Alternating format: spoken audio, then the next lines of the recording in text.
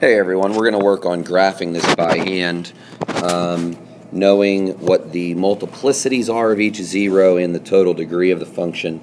So we have, in this case for f of x, we have a degree of 6, and you get that by adding up, remember 1's understood, we add up all of the exponents of each specific zero, and you get a degree of 6. This is significant because it is an even function. Sorry, my writing is awful. There's a V for you, even.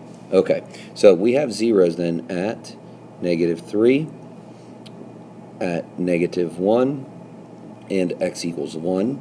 And what we also need to know is we do need to know the overall, if it's even or not, because that will tell us, as you know, positive leading coefficient and even, our end behaviors are going to finish in the same direction and going up.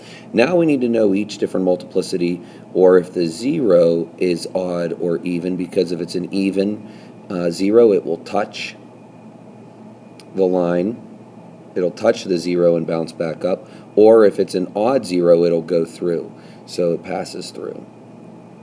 Boy, there you go.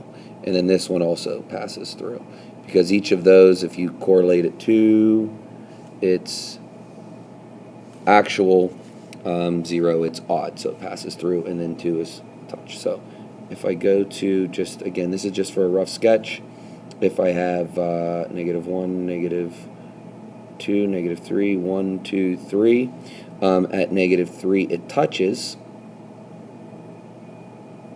so -3 is a 0, and then -1 it's going to pass through, and at 1 it's going to pass through. So let's put it all together. We need this shape to occur.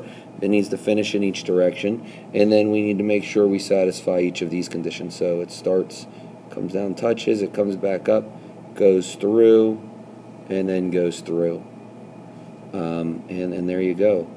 If you wanted to be more specific in graphing, I mean, I'll leave that up to you to figure out some of the other characteristics you could figure out, but I think a y-intercept wouldn't be difficult to figure out, and add that onto a graph. You could also, you would need a calculator, but you could find some max and min values as well. I hope this helps, but this is, again, what we're trying to do is graph a polynomial in a linear factorization form and use the multiplicities of each zero to determine, does it touch or does it go and then pass through. Excellent. See you all soon.